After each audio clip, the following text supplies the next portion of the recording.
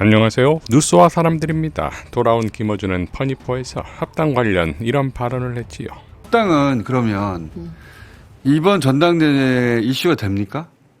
그거는 후보가 나오시는 후보들이 합당을 의제로 던지냐 안 던지냐.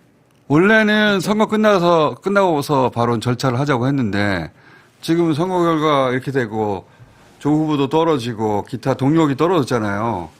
근데 됩니까? 그런데 이건 선거 평가를 냉정하게 하면 해야 된다는 결론이 이번에 못하면 그럼 다음은 총선인데. 총선인데요. 총선은 더 어렵지. 어려울 뿐만 아니라 총선은 조국혁 어떤 그 민주당 쪽의 평론가가 조국혁신당이 3% 4%밖에 안 되는데 이게 뭐 중요하냐 이런 말을 하셨어요. 무슨 소리야. 그런 분이 계세요. 그런데 예를 들면 우리가 지난 총선에서 1000% 안쪽으로 이긴 데가 있어요. 1000표. 1000표. 예. 3, 4% 3-4% 싸움이에요. 아니 총선은 항상 3-4% 싸움이에요. 네, 그래서 그 3-4% 싸움을 하는 지역에 평론가가 그런 바보 같은 소리를 해. 그런 얘기를 일부가 합니다. 그래서 그 홍수아 기자 아십니까 누군지? 알지만은 말 안 할래. 지난 유시민 작가는 매불쇼에서 이렇게 발언했었지요. 이재명 대통령을 49% 정도 득표로 당선이 됐는데 그 당선시킨 기반을 우리 침팬지 폴리틱스 할 때 그랬잖아요. 우두머리끼리 힘 대 힘으로 대결해서 승패가 갈라지는 게 아니고 연합하는 능력에 달렸다고 그랬잖아요. 2인자가 1인자를 꺾으려면 3인자, 4인자하고 연합을 해야 된다고 그랬잖아요. 그리고 일단 우두머리 자리에 오른 알파메일도 연합을 유지를 못하면 조만간 쫓겨난다고 그랬습니다. 그래서 윤석열이 집권연합을 해체했다고 그랬잖아요. 네. 안철수 박대하고 이준석 쫓아내고 뭐 이렇게 하면서 스스로를 고립시켜서 이거는 탄핵당한다고 그랬어요. 그때. 그대로 됐어. 집권연합을 해체했기 때문에 자기 손으로. 그대로 됐어. 이재명 대통령을 당선시킨 연합은 뭐냐. 이게 내란 청산 연합이에요.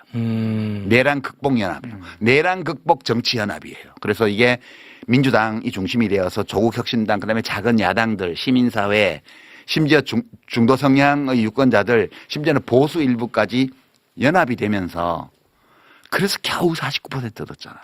내란 극복 연합이 내란 극복 정치연합의 힘으로 약 반 정도를 득표해서 정권이 수립됐습니다. 자, 이러니 이 얼마나 중요하고 중대한 연대와 통합인 것인데 오히려 문조텔레유라는 멸칭으로 민주진영을 갈라치게 하는 것이 이재명을 위한 것이라는 뉴이재명, 뉴박, 뉴파리들이 있는 것인데 리얼미터가 8일에서 12일 전국 18세 이상 2,515명을 대상으로 조사한 여론조사 결과 이재명 대통령의 지지율이 51.5%로 전주 대비 3.7% 하락했습니다. 특히 50대가 64.6%로 5.9% 가장 큰 낙폭이니 핵심 지지층이 빠지고 있다는 것이지요.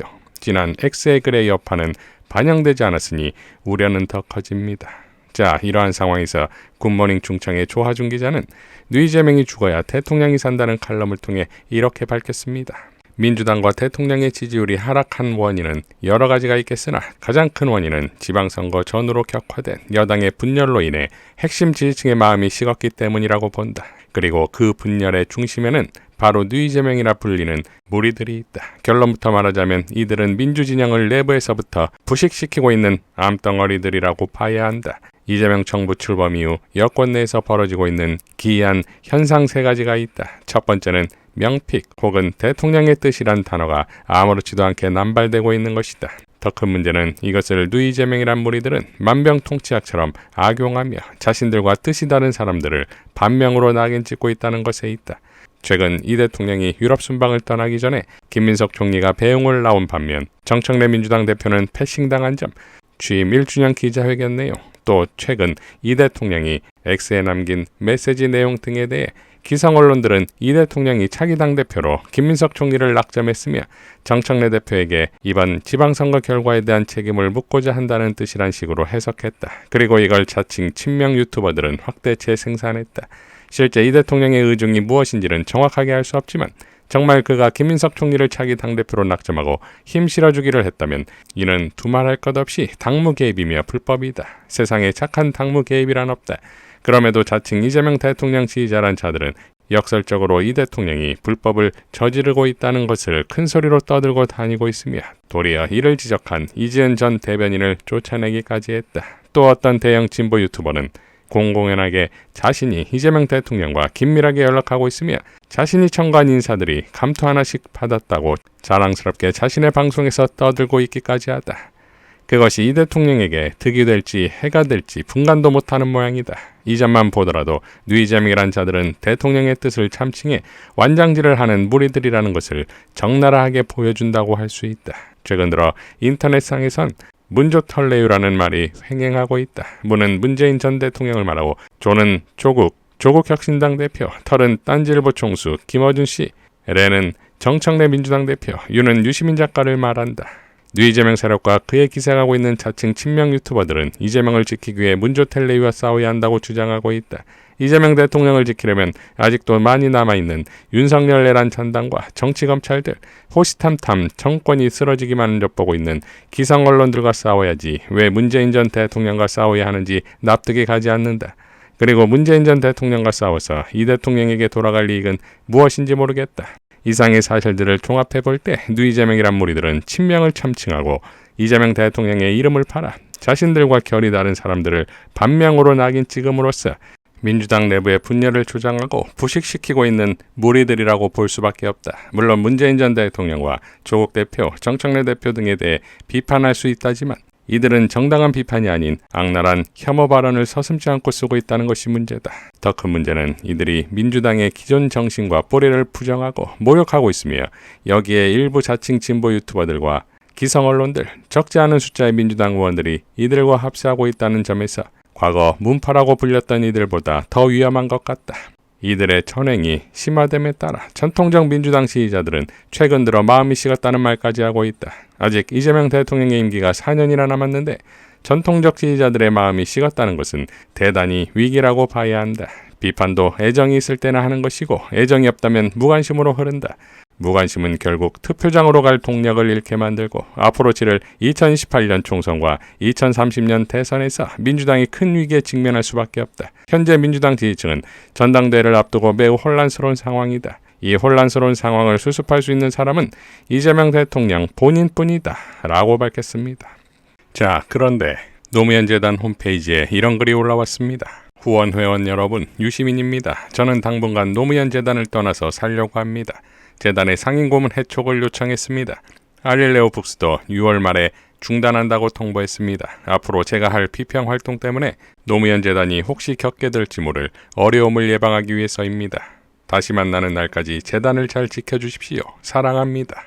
자, 곽상한의 공세 때문이기도 하겠으나 더 깊은 뜻은 위 칼럼과 같이 현재 이재명 대통령이 지난 검찰개혁 정부안 사태와 같이 매우 위험한 상황에 처해 있다는 것을 유시민 작가는 직감했고, 그러니 앞으로 제가 할 비평 활동이라고 밝힌 것은 곧 이 판에 본격적으로 참전하겠다는 출정서가 아닐까요? 문조털레유라고 까불던 저들이 이제 유시민의 진짜 위력을 경험하게 될지도 모르겠습니다. 존경하는 유시민 작가의 행보를 지켜보겠습니다. 겸공 퍼니퍼에 출연한 조승래 사무총장은 이렇게 발언했지요. 그 선거 과정에 여러 가지 흐름들이 있었는데 그 흐름들 중에서 저희들은 사실 전당대회에 지읒자도 꺼내질 않았습니다. 그렇죠. 뭐 전당대회는 지방선거와 상관이 예. 없으니까. 그런데 그 선거 투표를 이제 사전투표 즈음 해서 갑자기 전당대회 당권에 대한 얘기들이 계속 나오기 시작하면서 이게 국민들에게 좋지 않은 영향을 줬다고 저는 생각합니다. 그래서 이거 뭐 김민석 총리 개인에 대한 평가를 하자는 게 아니고 그런 당내의 일련의 흐름들 속에서 당권에 대한 그 소위 당권 투쟁이라는 그게 그 언론의 이슈가 되면서 그러니까 선거에 영향을 미친 내부 외부 요인 모두를 한번 살펴보자. 그렇습니다. 예. 사람이 아니라 예, 예. 그 당권 경쟁 뉴스도 영향을 미치지 않았겠느냐. 그럼 검토해봐야 하는 것이다. 실제로 그게 그 당내 여러 가지 그 현실적으로 있었던 균열 구조가 있었습니다. 그러니까 뭐 평택과 전북으로 대표되는 그런 균열 구조가 있고 이 균열 구조에 다음번 당권이라는 주제가 딱 던져지니까 이 균열 구조를 오히려 더 강화하는 방향으로 작용했다라는 것이 현장의 느낌들이에요. 아, 현장에서 예, 그런 그렇습니다. 분석이 그렇기 있었다. 때문에 실제로 국민들 입장에서는 야, 쟤네들은 선거도 끝나지 않았는데 이제 당권 투쟁부터 하는가?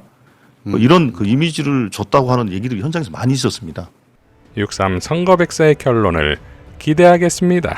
이상 뉴스와 사람들이었습니다. 시청해 주셔서 감사드립니다.